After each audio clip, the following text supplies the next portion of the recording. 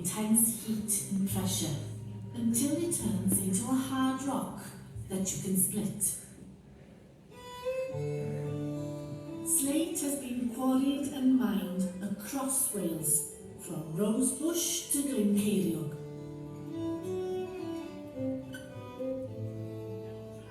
In some places, the vein of slate has been pushed up vertically as the ancient seas receded.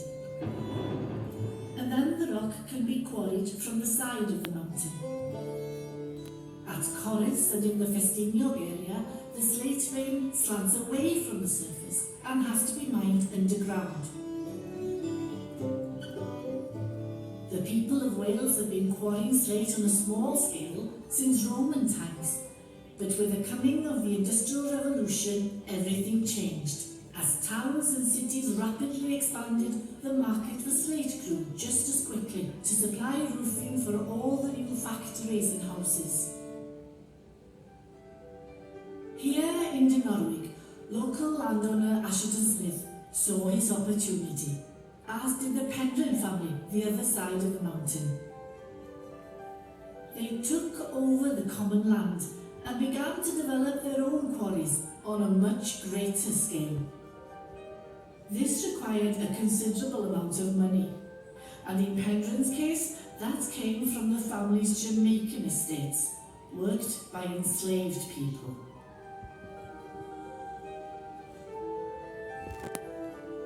The Penryn quarry at Bethesda and the Dinorwig quarry were the two largest by far.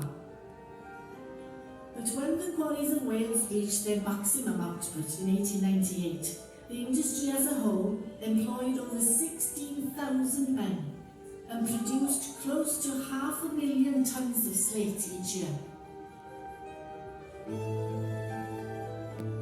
These mountains were transformed by a network of inclines and railways, and as the quarries ate into the mountainside, new mountains of waste rock appeared.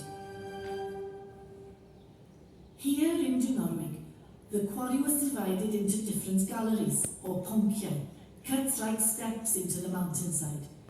Each one had its own name, such as Australia, Hafod Owen and Feirinjan. Each ponc was then subdivided at 6-yard intervals into separate bargains.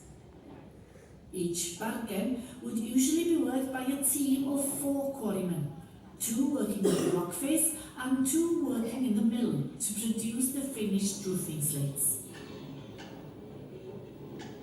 Gunpowder was used to bring down the slate from the rock face. The next job was to clear the bargain, dealing with any loose rock that might endanger lives, before splitting the plugion, the larger rocks, into pilleri, smaller ones that could be moved. These would be taken by wagons to the shed to be sawn, and then split and dressed, that is, trimmed down to size.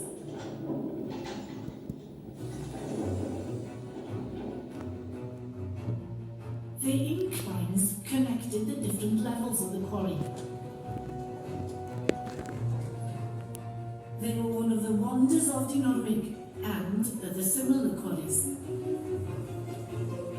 As the loaded wagons came down the incline, their weight pulled the empty ones back to the level above. Once it reached the bottom of the quarry, Dinorwig slate would be taken by railway to Felinheli, 8 miles away. There it would be loaded onto ships and exported all over the world, from Germany to Australia. Thousands of men brought their families with them as they sought work in the quarries, and as they came mainly from the surrounding agricultural districts, Welsh was the sole language of the numerous towns and villages that sprang up around each quarry. According to an old rhyme, rhaid cael Cymru I dorri'r garreg, nid yw'r Graig yn deall Saesneg. Only the Welsh can give slate a clean finish, because the rock doesn't understand English. Quarrying was certainly the only heavy industry in the history of Wales where the terminology and the language of the workplace were almost exclusively in Welsh. Welsh was also the language of the caban, the stone huts where quarrymen would take the opportunity to debate the issues of the day as they ate their lunch. They sometimes held competitions in poetry and singing too.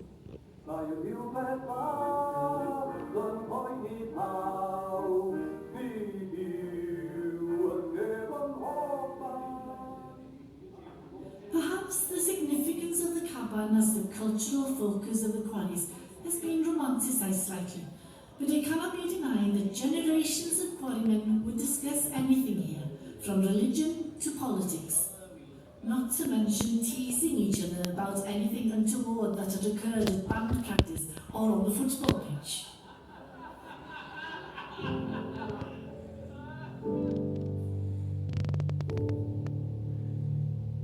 The quarrymen laboured to turn slate into bread for the family table, and when the industry prospered, they enjoyed a fairly comfortable lifestyle.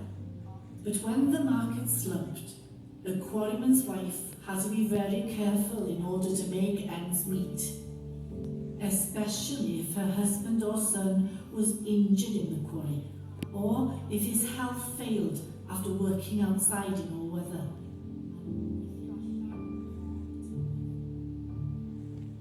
In those days, before the National Health Service, the Dinorwig quarryman would make a monthly contribution, the hospital shilling, or 5 pence in today's money, remarking wryly that they hoped that they'd never get their money's worth.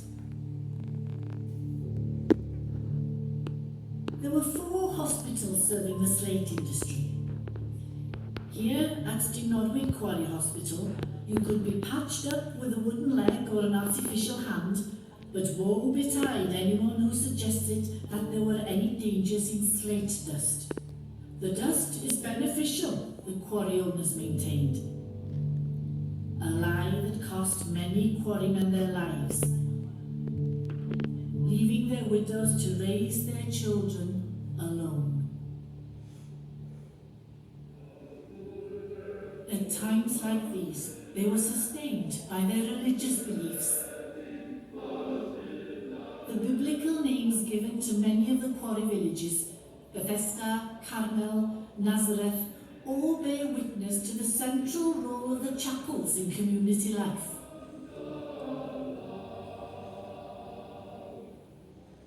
The quarry communities also came together to try and make their earthly life more secure too. A number of cooperative societies were established, as well as the Quarrymen's Union. The long-running conflict between the union and the quarry owners has become part of the mythology of modern Wales. The strike at the Penrhyn quarry lasted for 3 long years and split the community when 500 strikers returned to work. These cards from that time proclaimed that there was no traitor in this house. Despite the valiant efforts to support the strikers and their families, their empty stomachs forced them back to work in the end, or to move elsewhere. The industry entered a long decline from around that time.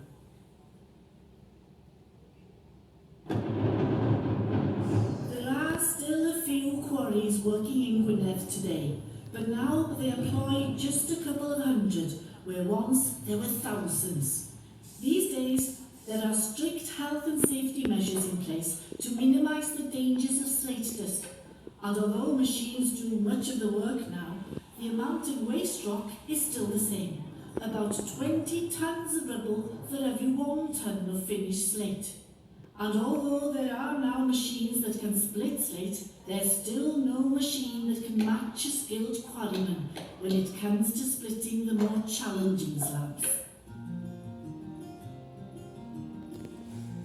Many former quarries lie empty these days, but some have reinvented themselves as tourist attractions.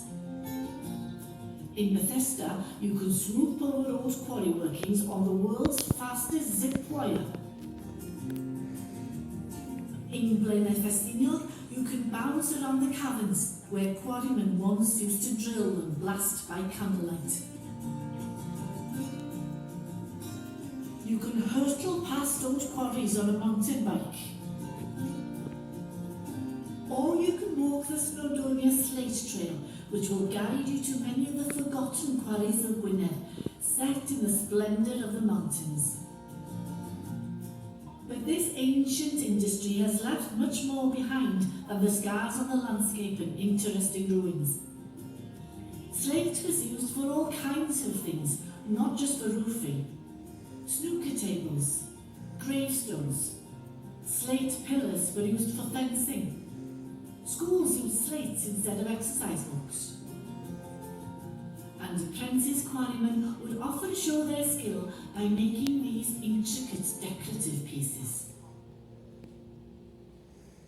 To recognise the impact of the slate industry, in 2021, UNESCO designated several areas in northwest Wales as a World Heritage Site.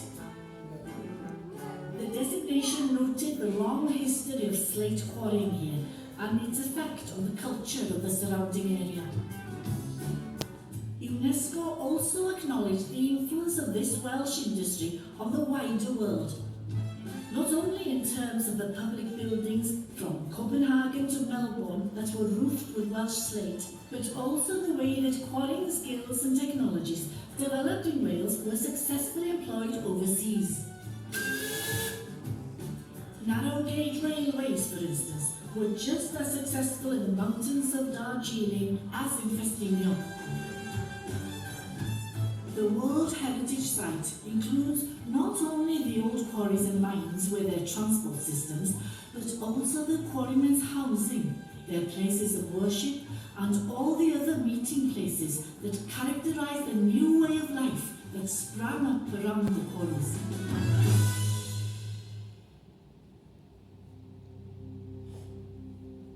The National Slate Museum, of course, has been celebrating the history and culture of these areas since it was opened in 1972, just 3 years after the quarry closed.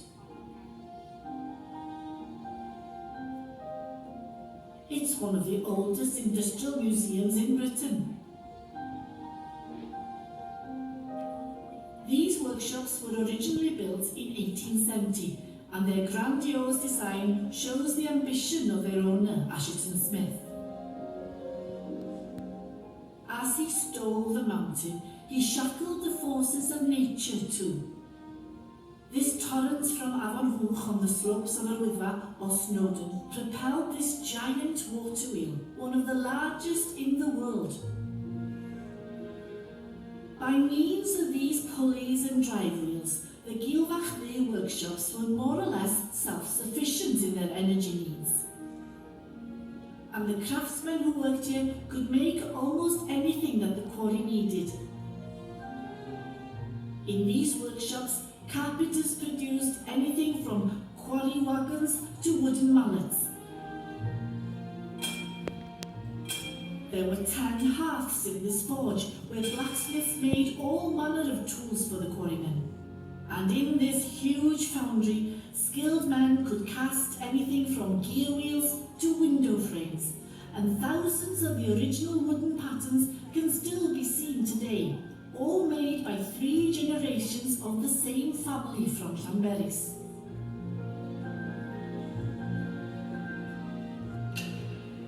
The old skills still live on. You'll have a chance to see some of these skills being practiced during your visit, and to marvel at the sheer size of the water wheel. You can see how the quarry's chief engineer lived in this house, and how quarrymen lived in different periods in this original terrace from Tanagrisha, rebuilt here at the museum. These walls echo with memories of the quarrymen of yesteryear.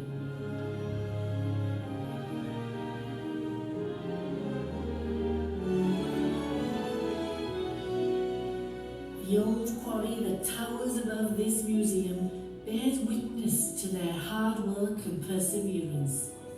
No one steals from this mountain anymore, but the scars on its flanks remain, past as our memory,